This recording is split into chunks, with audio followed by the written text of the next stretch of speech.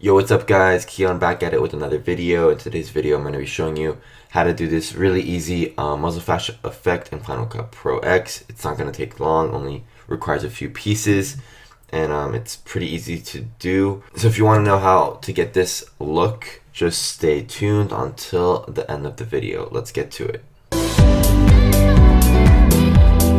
Alright, so now that we've hopped into Final Cut Pro, I'm going to show you guys how we're actually going to get this effect. Here are my two clips from the music video. I'll just play them really quickly.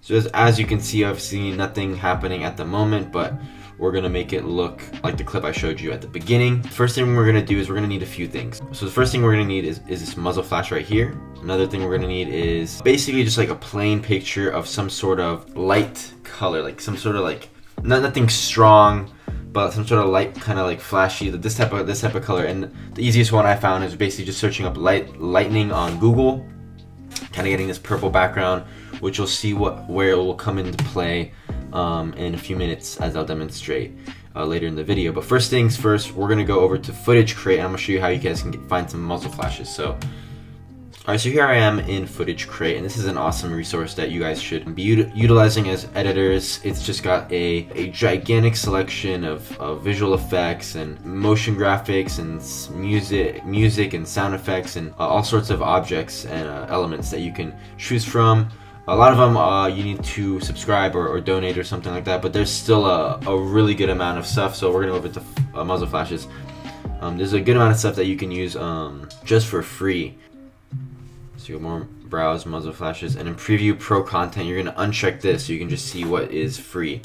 And then what you're going to be doing is you're going to spend a good amount of time just going through all these free muzzle flashes and just seeing which one works with your shot, just because there's different angles, there's different colors, there's different effects. You know, you're not going to have like a huge, like, it's not going to work for my shot, you know, something like this, or you know, something like this is not going to work for my shot. So you need to make sure you're choosing the correct muzzle flash for your shot so it looks realistic. So I've gone ahead and I found the correct muzzle flash. I've experimented, I've spent a lot of time figuring out which one works the best.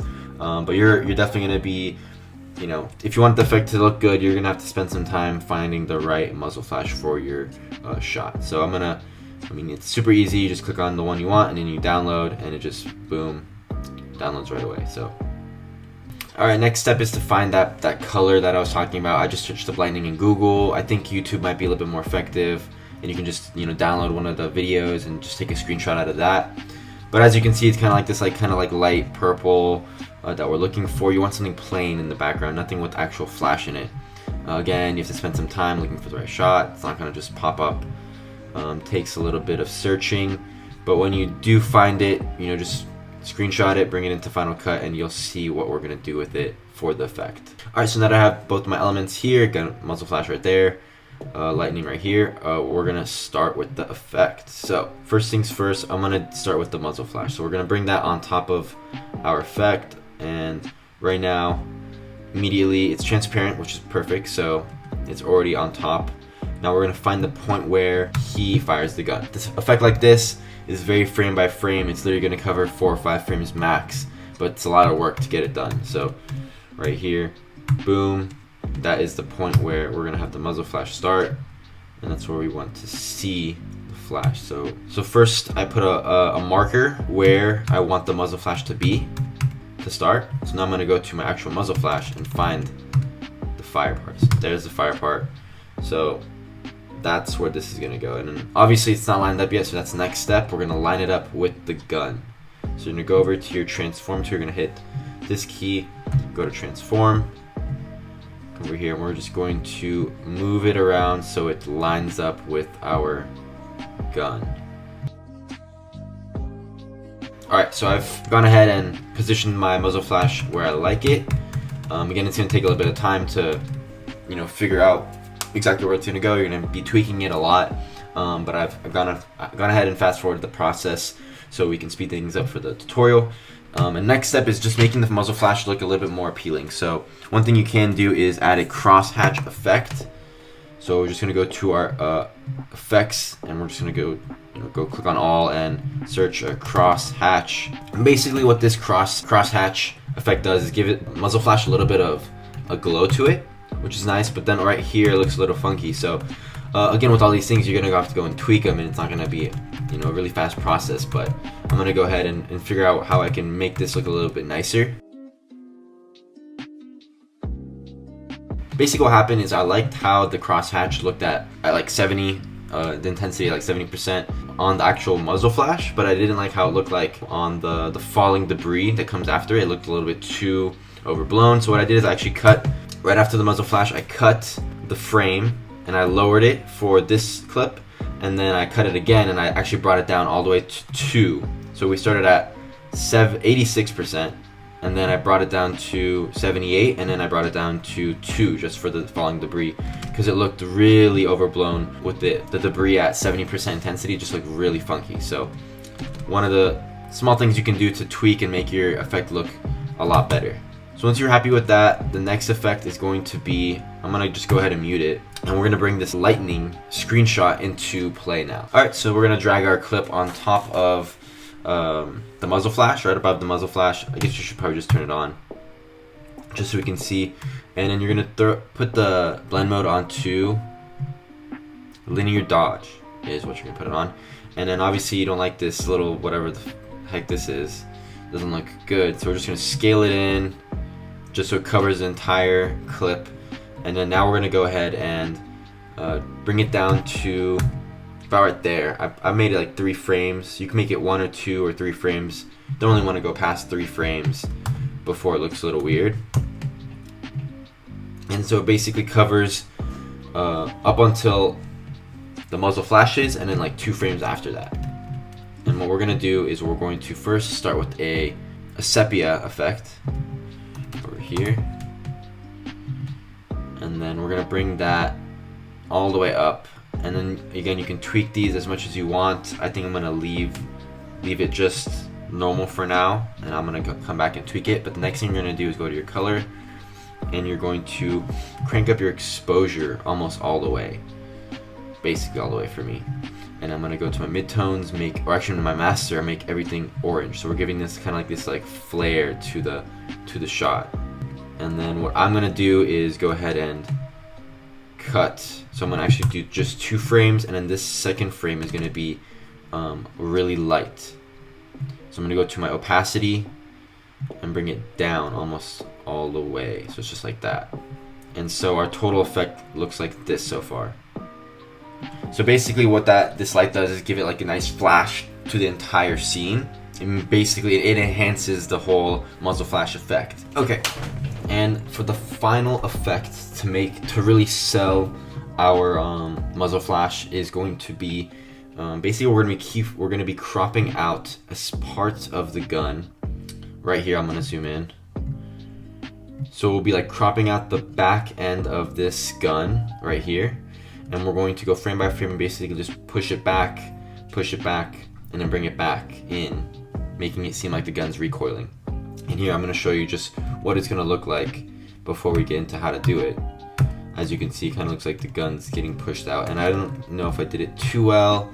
I could go in and probably tweak it a good amount just because it looks a little goofy, but as you can see, I mean, fast paced, this is literally 3 frames, so when you watch it, it looks pretty good.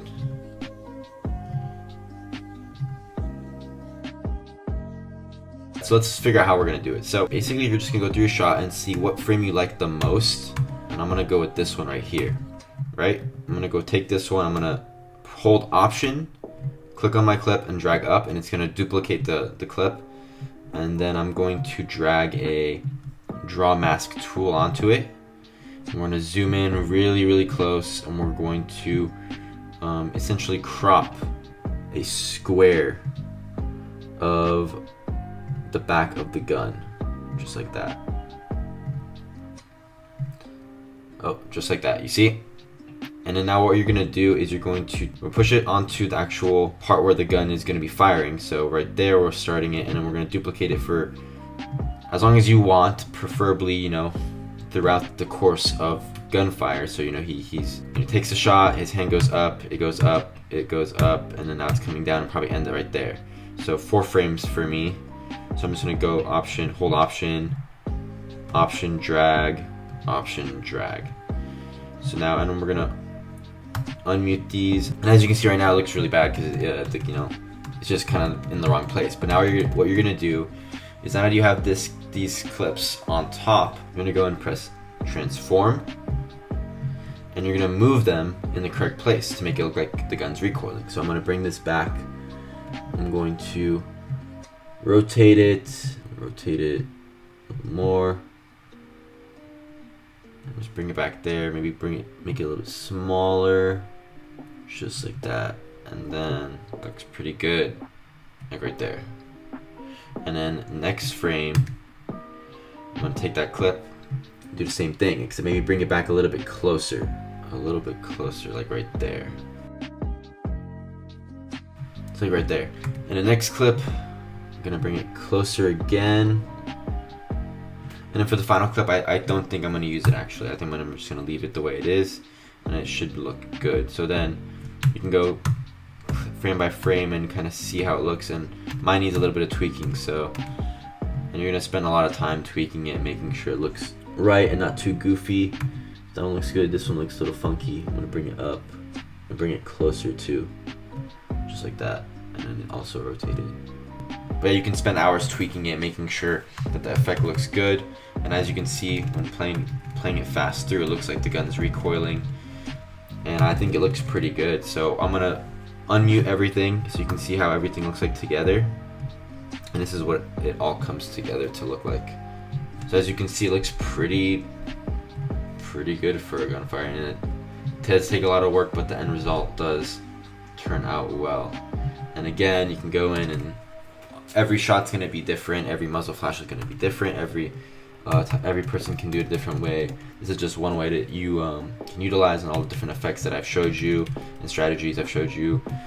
You can implement them in your effects, and just take what I've taught you and put your own spin on it. Anyway, I hope you guys enjoyed this tutorial. Let me know if you have any ideas in the comments for future videos. Please give this video a like if you enjoyed it, and subscribe if you're new here, and I'll catch you back in the next video.